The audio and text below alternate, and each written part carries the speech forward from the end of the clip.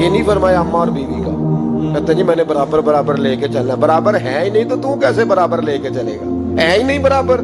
बीवी और माँ बराबर नहीं, बराबर लेके चला जा सकता। मुस्तफा करीम ने फरमाया मर्द पर सबसे ज्यादा हक उसकी माँ का। तो या रसूलल्लाह औरत पर?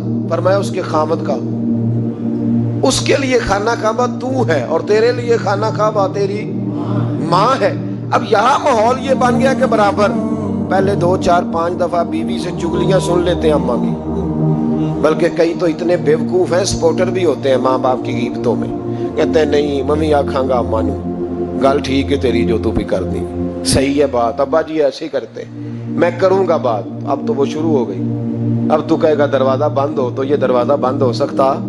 उसे बताओ बैतुल्लाह की तरफ पैर नहीं किए जा सकते। और बीवी भी याद रखे, अगर आज वो किसी के बेटे के बारे में बात कर रही है तो बेटा इसका भी ब्याह जाएगा। ज्यादा लंबा फर्क नहीं पड़ता, 20-22 सालों का पड़ता है, फौरी तौर पे बदला मिल जाता है। याद रखे अगर तू जिंदगी के अंदर सही रहेगी तो तेरे लिए भी वक्त सही आएगा, और अगर तू बुरी रहेगी तो फिर तेरे हक में भी रवैये सख्त ही आएंगे। माँ बाप के साथ अच्छा रवैया रखे। इतने बेवकूफ बच्चे के माँ बाप को आगे से बातें करें, कहानियां सुनाएं, दास्तानें सुनाएं।